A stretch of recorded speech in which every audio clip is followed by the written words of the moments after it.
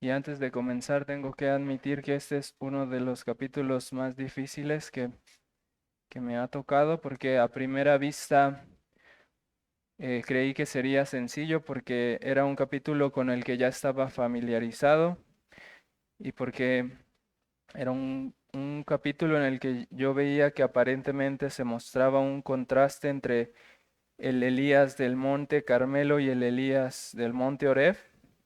Y por lo general la mayoría de las exposiciones de este texto o de este capítulo se centran en la aparente incredulidad de Elías o en la inconsistencia de su carácter como profeta. Pero creo que si vemos este pasaje a la luz de un contexto más amplio, podremos notar que a pesar de que, como dice la escritura, Elías era un hombre sujeto a pasiones semejantes a las nuestras, el enfoque no está en Elías ni en su carácter, sino en el pacto de Jehová y en la fidelidad de Jehová a su pacto. Así que quiero suplicarles aquí, hermanos, que pongan mucha atención a todo lo que vamos a ver, porque para que podamos meditar correctamente en este pasaje, porque casi siempre tenemos que luchar con esta tendencia o este mal hábito de leer textos como este en las Escrituras y decir primeramente dónde estoy yo en el texto, de qué se trata este pasaje.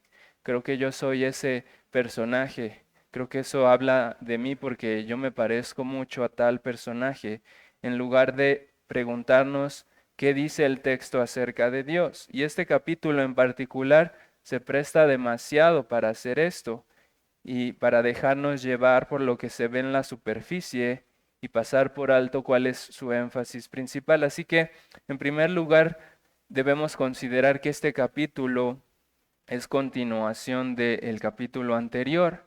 Y si recordarán el capítulo anterior, el énfasis principal era una acción particular de Jehová. Si pueden leer en el versículo 37 del capítulo anterior, dice, responde Jehová, perdón, respóndeme Jehová, respóndeme, para que conozca este pueblo que tú, oh Jehová, eres el Dios y que tú vuelves a ti el corazón de ellos. Es decir, el punto central de este relato entre Elías y los profetas de Baal era el hecho de que Jehová estaba haciendo volver el corazón de su pueblo. Él quería que su pueblo volviera su corazón hacia él porque literalmente se habían alejado por completo del pacto y se habían entregado a los Baales, se habían apostatado.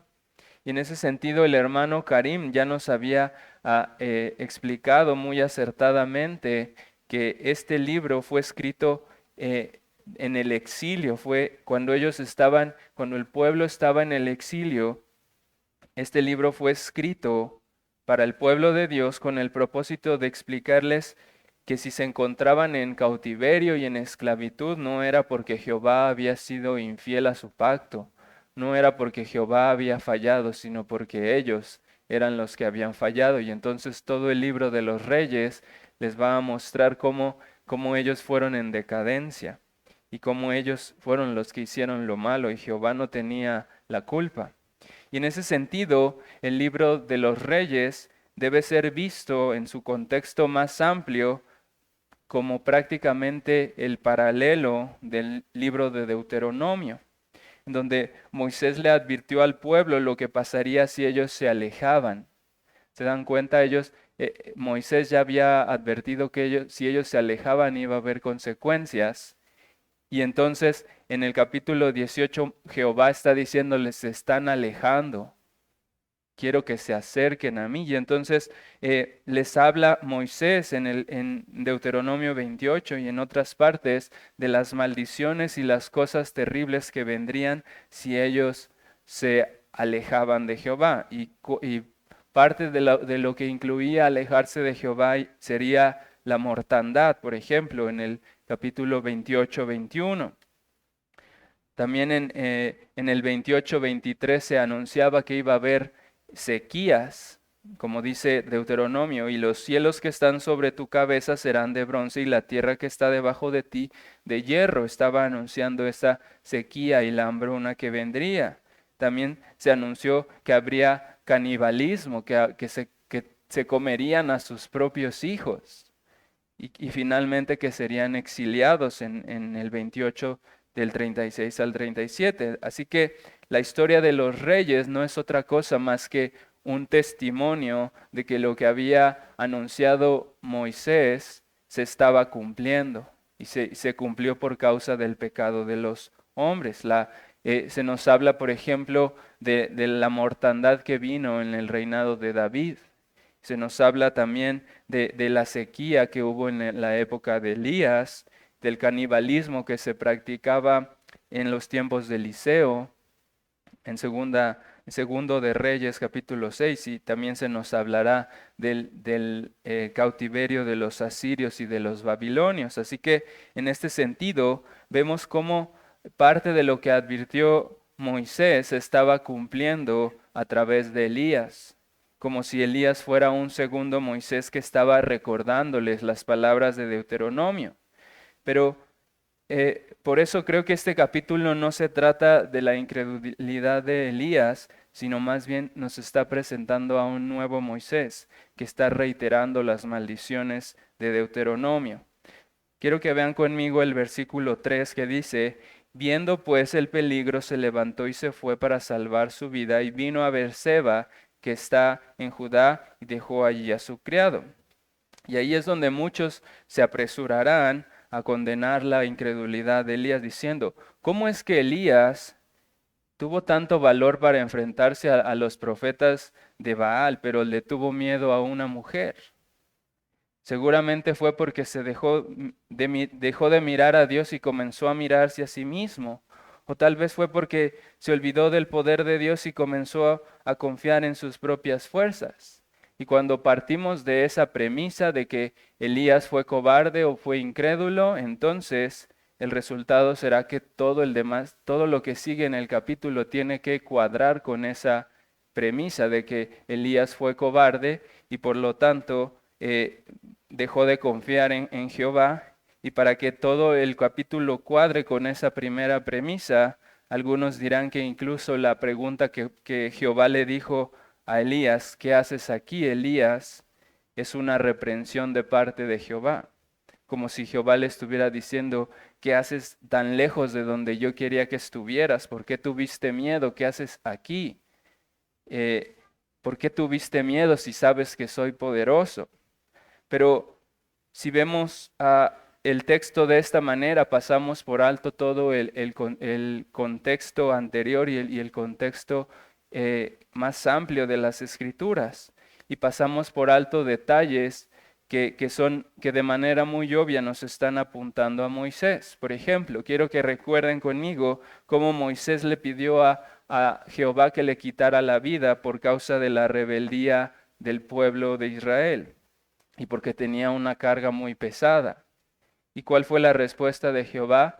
Jehová levantó 70 varones para que él no llevara la carga solo. Moisés también es un personaje que sobrevivió 40 días y 40 noches sin comida. Moisés vio pasar la gloria de Jehová en el monte Sinaí y se escondió en la hendidura de una peña mientras la gloria del Señor pasaba. ¿No les suena todo eso muy parecido a este capítulo? Elías vio la reacción de Jezabel, que era prácticamente la que llevaba las riendas de Israel, y entendió que la rebeldía del pueblo no iba a cambiar, así como Moisés veía la rebelión del pueblo y decía: estos son muy necios, yo tengo una carga muy pesada, ¿cómo puedo estar yo al frente de ellos? Así también Elías vio que la reacción de Jezabel indicaba que el pueblo seguiría entregado a la rebelión, y entonces le pidió a Jehová que le quitara la vida. Pero yo no creo que fue porque le tuviera miedo a Jezabel, sino porque prefería morir en manos de Dios antes que morir en manos de esa mujer impía que era enemiga de Jehová y que se jactaría de haber vencido al profeta de Jehová y exaltaría a Baal por encima de Jehová. Y eso es lo que vimos en el capítulo anterior, que Baal estaba siendo avergonzado por Jehová. Y y Elías no iba a permitir que Jezabel lo matara y se jactara de haber vencido a Jehová.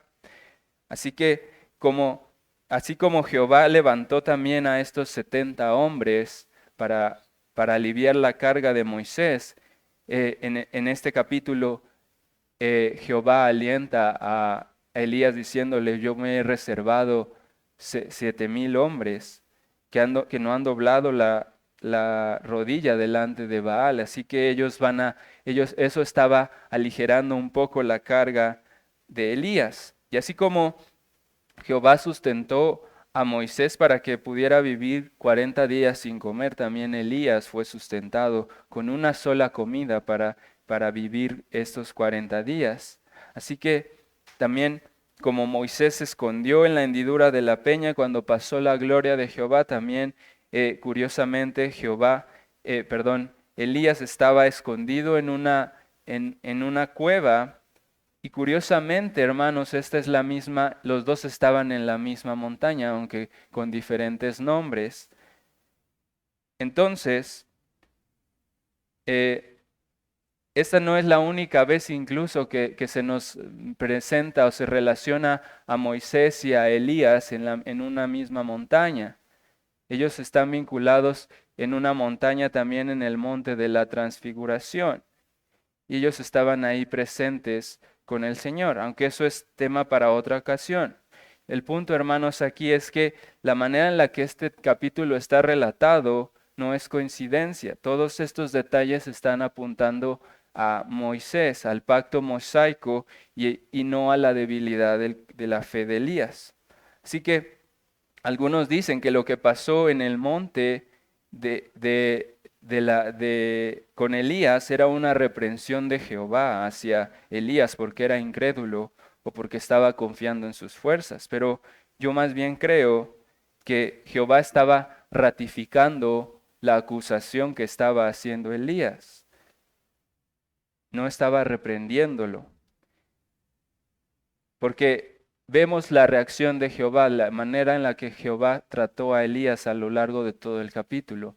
Él lo trató, lo sustentó con pan, lo alentó diciéndole que había un remanente, le encomendó que ungiera a 3 personajes que se encargarían de hacer justicia ante la rebelión que él estaba denunciando.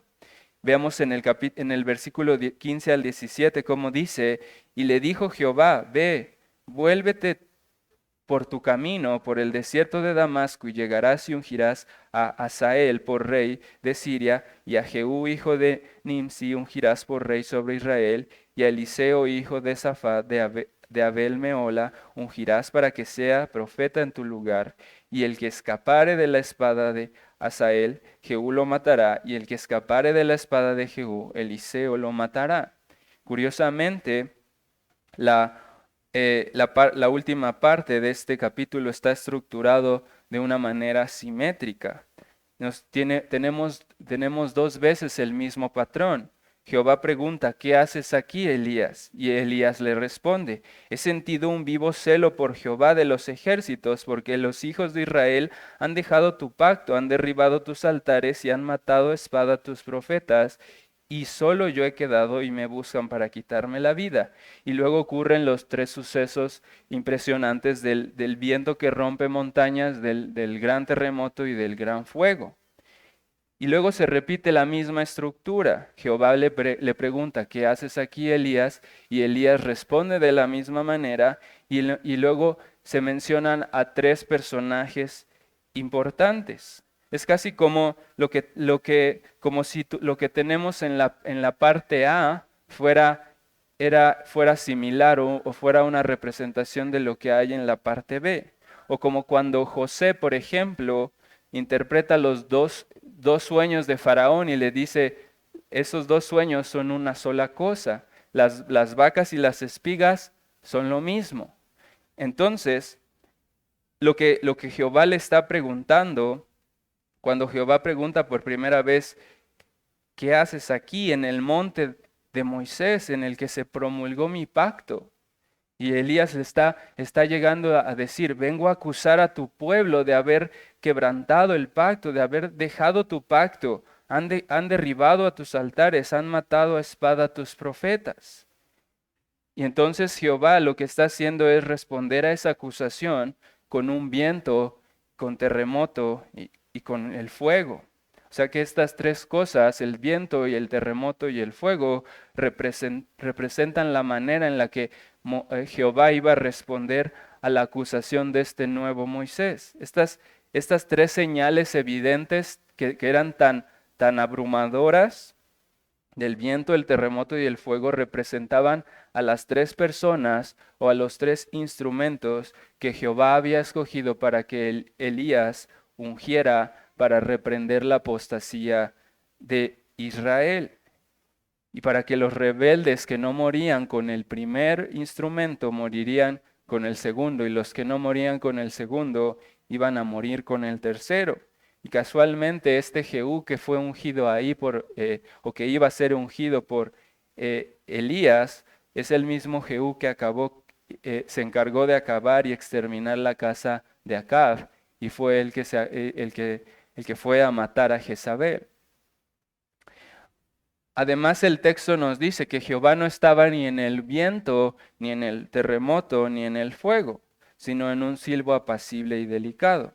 Es decir, es como si Jehová le hubiera respondido: yo voy a mandar mi juicio terrible y visible, así como viste ese viento y ese terremoto y el fuego, pero lo más importante no es lo que tú vas a percibir con tus ojos. No te preocupes por lo que ves, no te preocupes por la situación externa que estás viviendo. Yo voy a ser fiel a mi pacto independientemente de la rebeldía tan grande que tiene mi pueblo. Y yo voy a reservarme un remanente escogido por gracia. Es decir, Jehová está ratificando la acusación de Elías, diciéndole: tienes razón. Al sentir ese vivo celo por el pacto de Jehová, y yo no tendré por inocentes a los que se rebelen contra mi pacto, pero tampoco voy a desechar tan rápidamente a este pueblo rebelde. Voy a guardarme un remanente por pura gracia y por amor a mí mismo, porque soy lento para la ira, porque soy grande en misericordia. Ahí está ese silbo apacible diciéndole: sí, yo voy a juzgar a esta nación, pero también voy a guardarme un remanente. Así que creo que Jehová está aquí vindicando el vivo celo que su siervo tenía, no que lo está reprendiendo para enseñarlo a ser más valiente. Así que a la luz de todo este contexto, hermanos, espero que este capítulo nos ayude a preparar nuestros corazones para meditar cuán vivo y apasionado es el celo santo que tenemos por la causa de Jehová. Porque si lo queremos ver de esta manera, desde la perspectiva de lo que vivía Elías, podremos decir que es verdad, él estaba deprimido. Pero el punto central no es la depresión de Elías, sino la causa de esa depresión. Él estaba deprimido por la causa de Jehová. Él se presenta diciendo: tengo un celo por tu pacto, tengo un celo porque han matado a tus profetas, tengo celo porque se han alejado de ti, te están menospreciando a ti, estoy abrumado porque se están alejando de ti, hasta el grado de desear la muerte. No por su cobardía ni por su incredulidad, sino porque no soportaba ver que su Dios estaba siendo menospreciado. Y él quería que su Dios fuera exaltado, y eso era la causa de sus dolores. Así que lo que deberíamos considerar es qué tan grande es nuestro celo por el Señor, si lo que nos causa tantas depresiones y tanta debilidad, tantas luchas, es la causa del Señor o cualquier otra cosa. Y hermanos, también esto nos puede ayudar a considerar el vivo celo que tenía Cristo por Dios, porque Él no solo deseó morir por causa del pacto, sino que Él literalmente murió para preservar un remanente escogido y para extendernos a nosotros su misericordia. Así que consideremos, hermanos, cuán digno es nuestro Señor de ser exaltado por la gran misericordia que Él tiene al no apresurarse a destruir a los que se oponen y al reservar un remanente fiel. Y ese mismo remanente fiel es el que tiene reunido aquí hoy en su día para darle gloria y honra por toda su misericordia y por su fidelidad a su pacto. Así que con eso en mente, hermanos, sigamos adorando a nuestro Señor. Amén.